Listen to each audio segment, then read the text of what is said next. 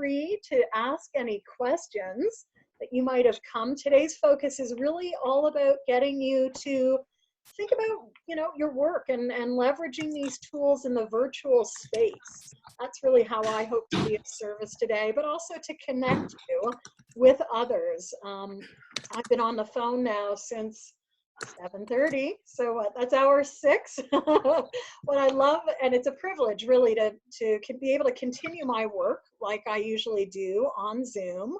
But what I have really picked up today is just the range of emotions that people are coming to calls with. And if you're a coach today, now, this moment, this month is now the time to really be bringing your communities together for conversation, for listening. And so my hope is that out of today's call, it's of service to you, but it may also be of service to others. So thanks, Sue. Sue is cleaning a room. She's going to leave her camera off. That's good for you, Sue. Get on with the task, right? We may have projects on the go that we haven't been able to do. Would anyone just like to share, like, what would you like out of the call? Did people come with burning questions or areas they'd like us to explore? It might be technological, or it might be, how do I do this? So tell me, what's brought you to today's call on a Friday afternoon? Maybe I'll just go around the room if I might. You're on video, so I see Laura. Hi, Laura. Welcome to you. Hey, how are you? I was actually in your call yesterday as well. That's okay. Yes, you were sitting in a different location though, I think, right? I was. Depending on the Wi-Fi, we have a few people home. Okay. A lot of monitors. Yes. Our Wi-Fi is a little bit slower these days, so I'm going from room to room to see who's working where, who's on a conference call. Yeah. Well, I'm glad you came back. Sue, I'm just going to mute you for a few minutes, and you can always unmute yourself.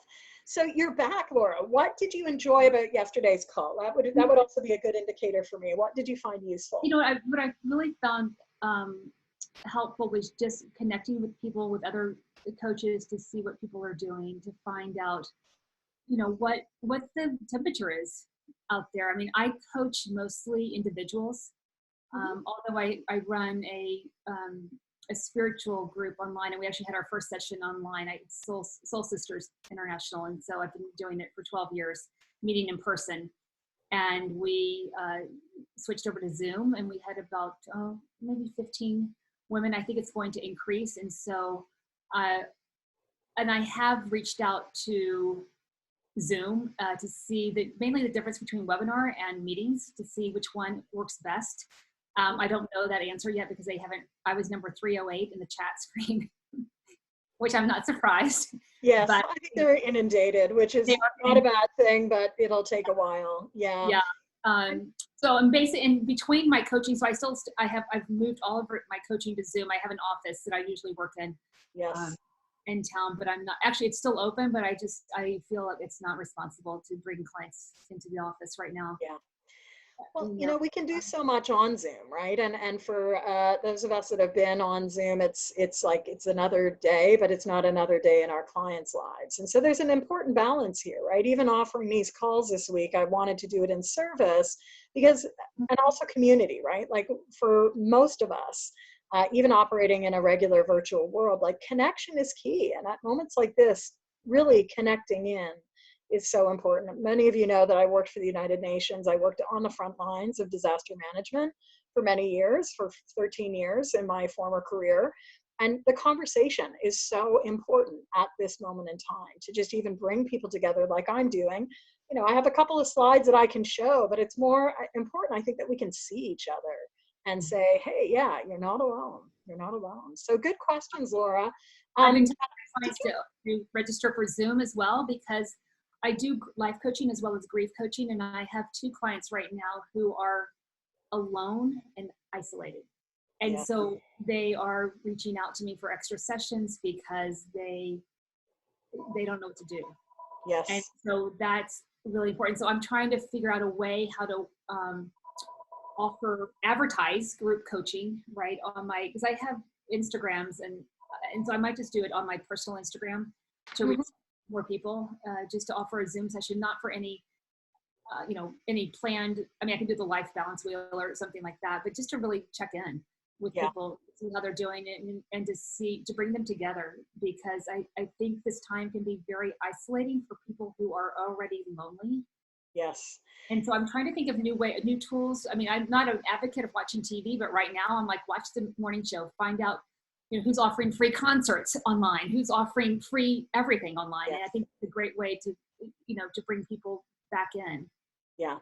And even in today's call with a lot of coaches, I've noticed like just varying attention spans that we all have, which is normal in moments of disruption, varying, appetites in terms of how much can I take in. So, for you, just notice how you're reacting and notice how you can be of service and what you're able to do. Mm-hmm. We have a skill set, right? As professional coaches, we also have a skill set that's so important to I think get out. So I know this is not Daryl in the middle. Daryl is your name. Yes, On this. I am Daryl. You are there. Okay. No, So I know you're all There we expecting a man, but it's actually me. it is a female Daryl. I love that. No, So yeah, welcome to you, Daryl. I don't think you've been on one of the calls this week. No, I haven't. I followed your work for quite a few years. And when I saw that this call had moved today, I thought, I'm going to take advantage of the moment and meet her and participate. And so I'm happy to be here and to meet all of you. It's always great to see new faces. I'm a leadership coach. I'm based in Austin. I do all my coaching remotely, either over Zoom or phone. The reason I'm interested specifically in the virtual is I also deliver, I work exclusively with higher education leaders. So I work with deans and provosts and such. And I do a lot of leadership development work. So I work with cohorts over the course of the year on site. And so I'm taking my leadership development and reframing it in the near-term future to be virtual. And so this is a new world for me, and I'm learning about it. So I thought this would be a good time to take advantage of the collective wisdom of this group. Yes. Well, that's what it's all about, right? Like I've done a lot of work in the sphere, but I'm not the only expert. It's always about what do we create together and how do we, bring people together to learn.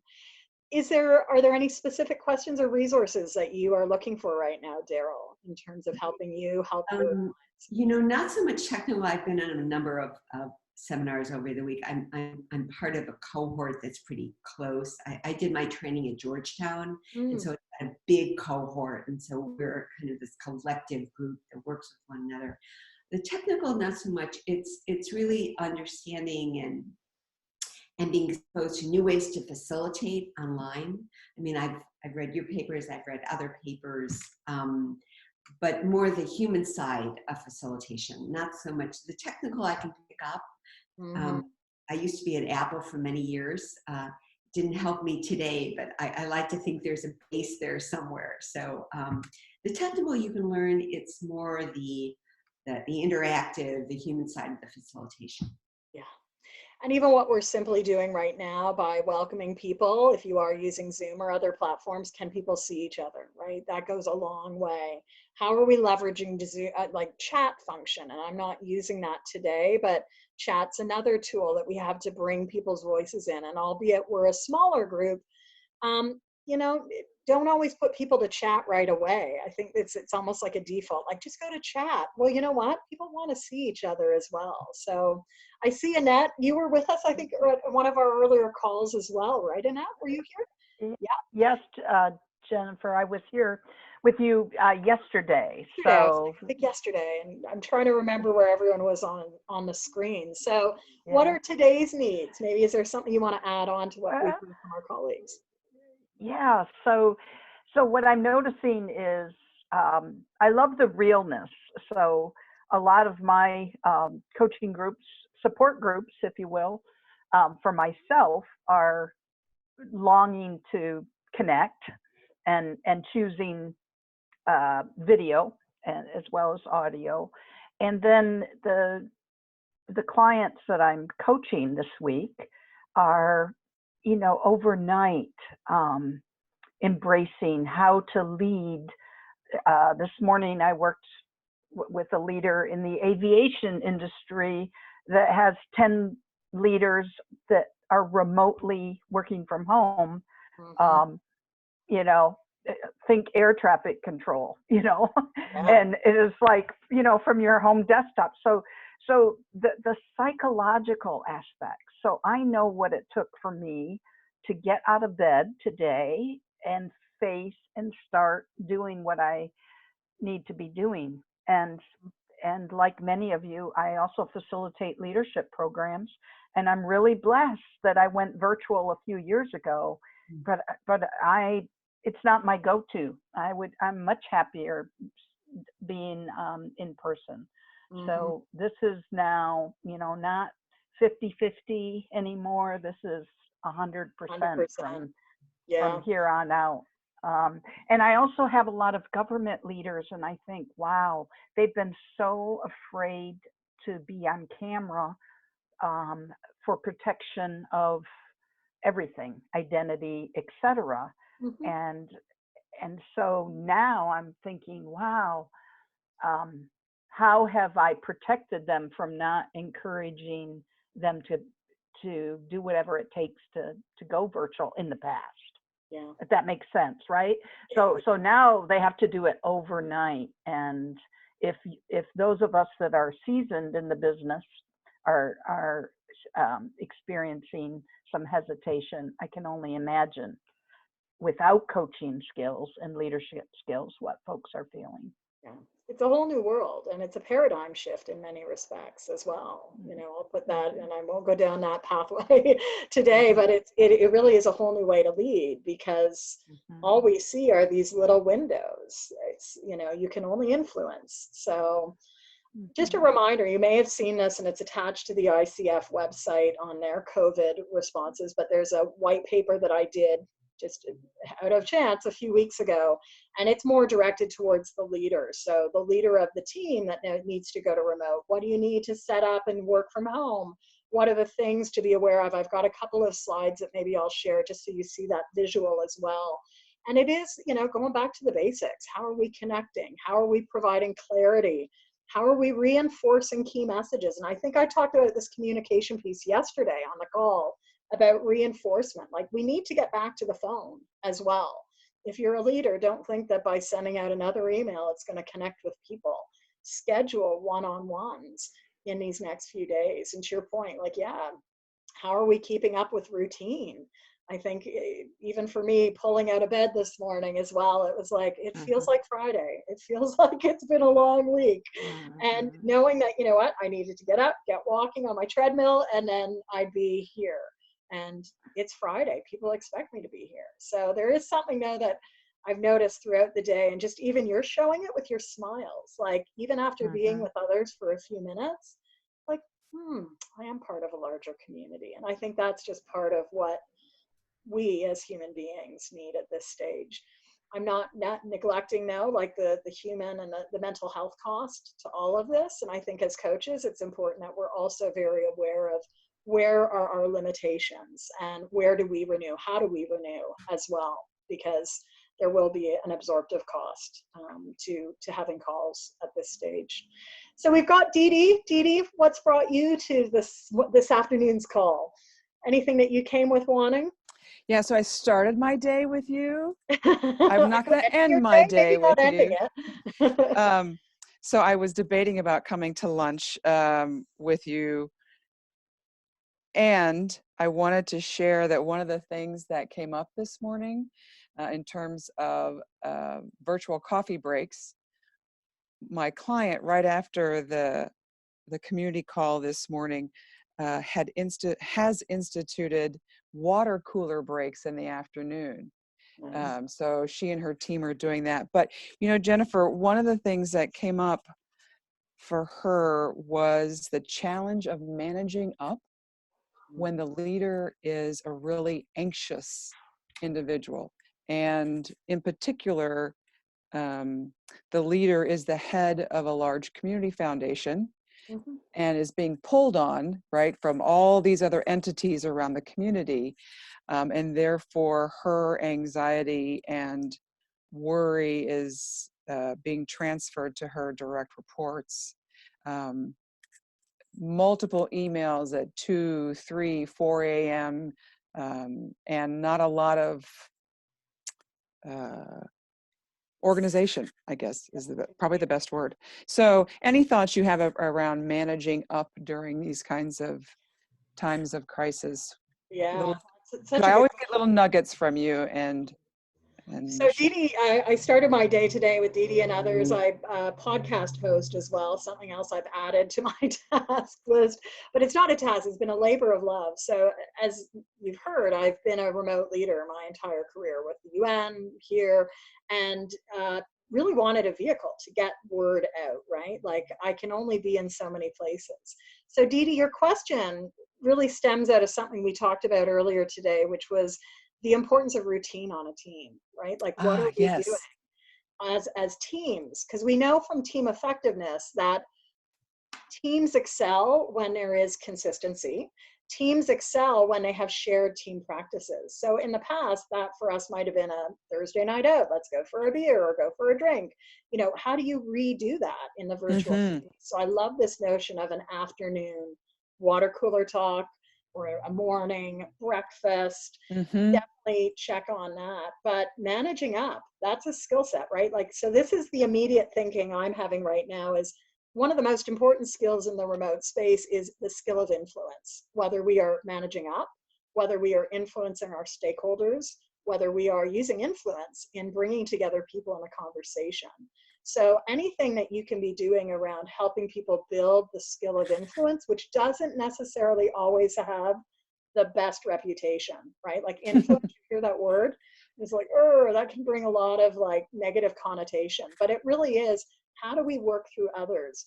A reframing of that could be, how do we collaborate through others? What's been interesting in my work as a speaker in these last few years, I get pulled in by the HR community a lot to talk about collaboration, not coaching, but collaboration. So collaboration in the in-person sphere. And my last speaking engagement was actually last Wednesday night. I'll just welcome Dennis. We're just recording our call just to let you know, Dennis, but welcome to you. Last Wednesday night, we were talking about collaboration there were about 70 or 80 HR professionals in the room. And given all that was happening, you know, the questions emerged, well, what about virtual collaboration? Just a reminder, like we are having to collaborate, and collaboration doesn't just happen, right? It is a planned event. So another resource that I haven't pointed to this week, in 2013 at the FromOneToMany.com website. So my 2013 book was called From One to Many: Best Practices for Team and Group Coaching. At that website, if you just Google it, you will find a downloads page. And on the downloads page, enter the code. I want to say it's, I'll have to look it up because I'm not going to get this right, but I will send it out. I'll post it with this. There is a chapter on collaboration that I will want to share with teams. It's been a digital chapter. It was too big for the book, so it's been out there in the open space for a long time. Wow. And you could actually take team members through it, because it gets teams to really be thinking about, how do we collaborate together? How do we plan our collaboration so that it is not just a managing up, it's just a total different way of working. Now that takes time, but if we are going to be in a conversation space like this for a while, we don't know how long, then we need to get more intentional on how we're planning our touch points. So check that out, Dee Dee, and anyone else, right? There's 4 chapters there. One that is group coaching case studies, one that is team coaching case studies, but then there is a chapter from, I think it's even back to effective group coaching on collaboration. Great. So Dennis, welcome to you. You can speak to us in voice, or you can just simply chat. Let us know if you've come with a burning question. We've got about 10 minutes left in our call. Sue, likewise, I know you've been busy in the background. Just chat with me, let me know, because I have a little bit of content and, again, resourcing to help you in conversation with your teams.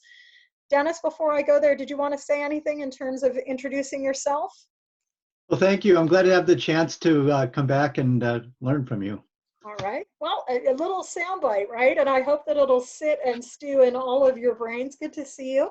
Just to recap, right? I've been doing this entire week, 30-minute calls, my way to serve back. If you're interested, all of them except for Tuesday right now are over on my YouTube page. And you can find Monday's topic was really trust and connection. How do we create trust and connection in our group? The Tuesday call, when I post it, is going to be more about resourcing. Wednesday's theme was keep it simple. And that's something to keep in mind. How do you keep things simple? And then yesterday's call was about visual anchors. So today I thought we'd do something different, and I want to take you into the remote working white paper, which is available for you. You can download it either at the ICF website, the COVID-19 page, or you can go over to this link, so bit.ly.com remote work white paper. And in it, I sort of share these 7 areas, right? There's 7 areas that we need to be great at in order to have good remote conversations and work. And I think these are probably touch points for all of you, from how do we communicate to how do we create clarity. And clarity is not just communication of like clarity of communication, it's clarity of expectations. For us as coaches, it maps into our competency around coaching agreements. So think about how you intentionally design agreements with your clients. That's where clarity really comes in. And even to this point of collaboration, which you can see over at sort of the 10 o'clock sphere. Connection is critical. That's what we're doing here. With leaders and team members, you'll want to ask them, like, what is the culture you want to create? So to Dee Dee's question, you know, like, is there a team conversation that can happen around what's the culture? What's the environment we want to create in these virtual calls that we're doing, or in our 3 p.m. water cooler call? So we use the term culture so liberally these days, but like, I really think it's the environment. Like, what is that context, the environment we want to create? And that means that we also need to be consistent with meetings, consistent with messaging, consistency with reaching out. And it's not about a lot of text, because we know what we're going to do as soon as we leave here, we're going to shut off. So like, pick up the phone. Hopefully you have phone numbers for people. You might not, but this is a request. If you really want to build community, maybe be doing some of it in the lower touch as well. So that's available to you. And where we started on Monday was around this notion of connection. I'm going to just like silence the phone, zoom in, and I want you to think about, like, what's the connection look like for you right now in this moment? And I'm going to just silence my phone. Pick an icon.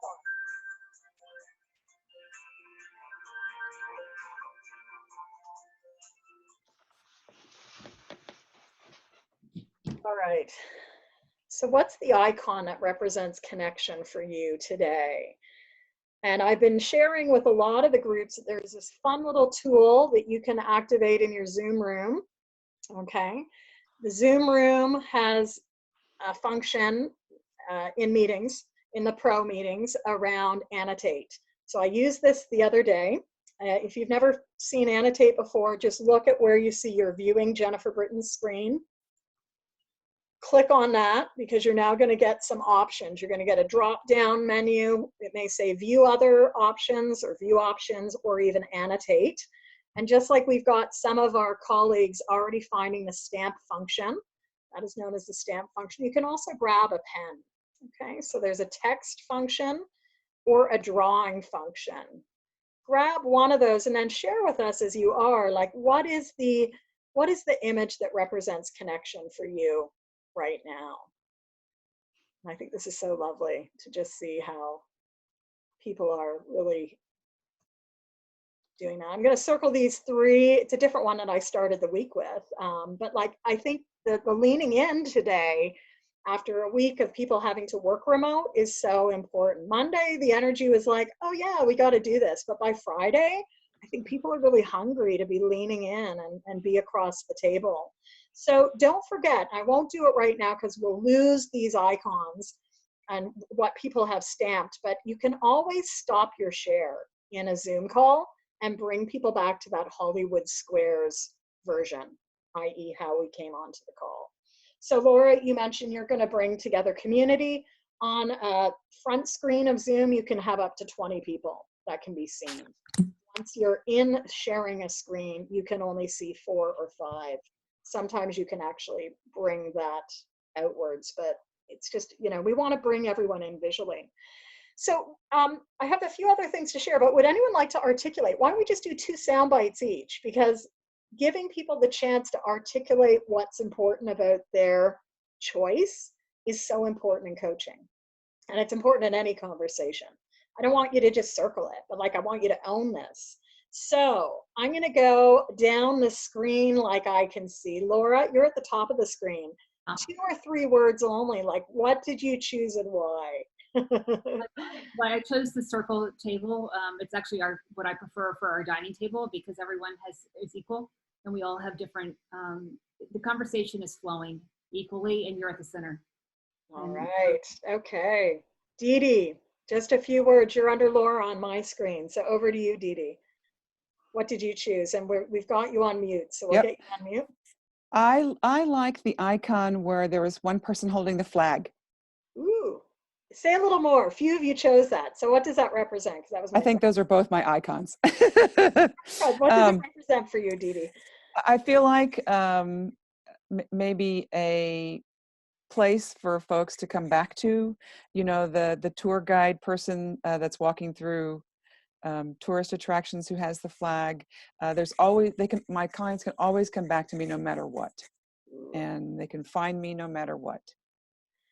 That certainty is important in times of change and in times of disruption. So what can you be doing to create more certainty? It's a bit of an inquiry for everyone. Mm-hmm. What can you do to create more certainty? Annette, you're next on the list. What did you choose? Well, I'm now choosing multiples, but I think that most important is the safe space.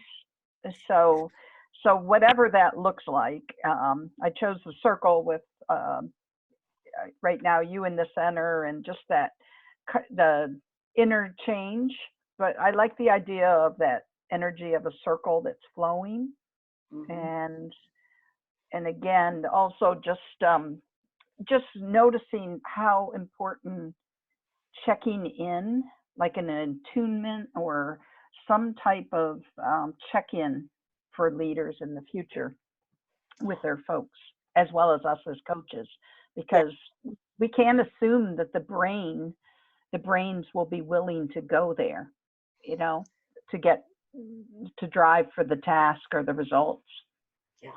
And again, on my call this morning, so you can download that was under the Remote Pathways podcast playlist over at YouTube. We talked a little bit about what happens to the brain in crisis moments. And again, we need to be able to create a pause. So Dennis, I'm going to jump over to you. What one did you choose? That one. That one up there. What does that represent for you? My theory, communication and collaboration are everything in coaching. It becomes more and more important every time you coach a new person. So I like the way that this, in my mind, signifies that although there tends to be someone taking the lead and someone to facilitate potentially, everybody has the opportunity to talk to everyone else and share ideas and come together. And many of you are doing group coaching. And again, there's, I think, a tendency in the virtual space that we need to take the lead all the time. It's a bit of a default mode that we'll step into. Step back, literally turn off your camera, step away from the screen and let the group do the work. Otherwise, we're going to create dependency and not let the group thrive. So that's easier to do with a small group like us, where there is, skill, but watch for dependencies that you're creating. As coaches, we're not there. We're there to empower and enable. So we really do want to spend a bit of time up front, building skill, building comfort levels, but also making sure that we're coming out of the space virtually to let people learn from each other, because they're going to need to do it. If they're a team, they're going to need to do it together. Daryl, over to you. Maybe it was a different one, or maybe it was the same one. What did you think? I really had to look at this. I think what jumped out at me, I think mainly contextually with what's on my mind right now, is the one with the circle and the people all around it, like the spoke of the wheel. But I didn't really see myself in the middle so much as an opportunity to bring people together who are our team and who are dispersed and who are so unfamiliar with doing this. So I saw us all kind of sharing this space and with information flow, external and internal. So there's this information flow back and forth. And where I come from this is that because of the novelness to these people, how can we create a space where they each understand their own ownership of the space? Mm-hmm. And so that's what I'm contemplating. So that's what jumped out at me. Yeah.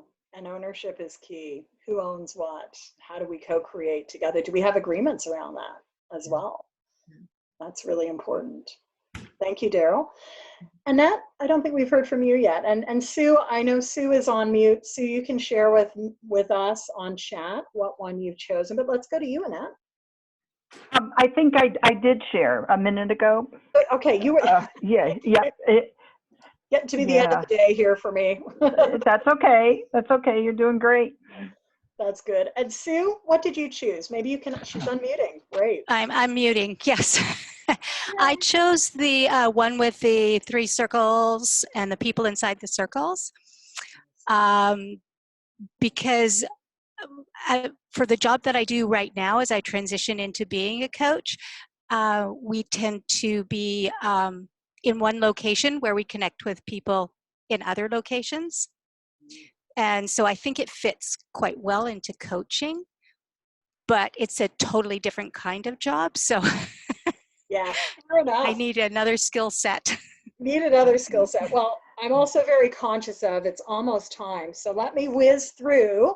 I talked a little bit about the route pathways. I'm just carrying forward our annotation, but interestingly enough, this week's blog post over at remotepathways.com was about communication. That's been a meta theme for us. So head on over there to download this week's blog post. And I will be back next week to have more conversation. We used this image yesterday, but I'll be back on Monday. It's not going to be a 12 noon call. I published it somewhere. I can't remember what the time is. But next week we'll keep going. And then after that, like I think everyone has wings to fly, as we like to say, you know, go out, take these tools with your folks. If you want more around this, I'm doing a couple of one-day virtual facilitation essentials where we take a deep, deep dive into the practice of virtual facilitation. One of those days is happening next Wednesday from 10 until 5:30 Eastern. And that program has CCEs attached to it. But, you know, you can navigate through if you need to. But if you need more, you know where to find me. I will always be online. And I'd love to just do a quick poll, if you could, because I'm like trying to start thinking about next week. You know, take us out of here. Just go to chat for a moment and share with us in chat, like, what is the area you feel you need more resourcing around as you move into next week? Is it about the tools? Is it about connection? Is it about influence? Just let me know. And that way, even if you're not with us live, I can be bringing in some topics for next week's calls. I do want to thank you for taking time out of a busy Friday as well.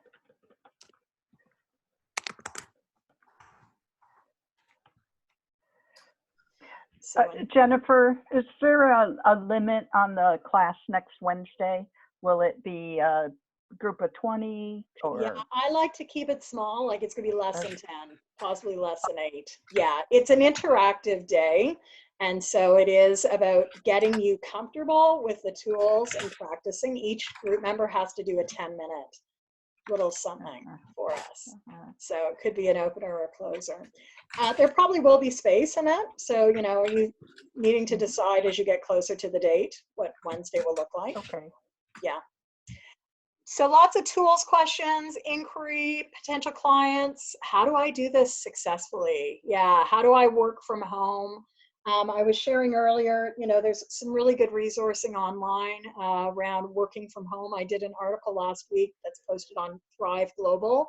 Again, it comes back to the same work enablers that we talked about, the consistency, One thing people are going to want to share, though, is context. What is the context that they're operating from? Do they have a door on their office, or are the kids needing to run around, right? Like, we have to work from that. It's not make it work. It's like, we have to work from what is reality. And so how do we do that as a team? So most of you are saying skill sets and tools, won't be able to attend, but be back at work and miss us. So tune in, Sue. It's been great to have all of you here this week, and hope to see many of you next week as we do week 2 of this. All right. Thank you. Everyone. Thanks for joining us. Thank you. Good to see many faces. Thank you. Have a good weekend.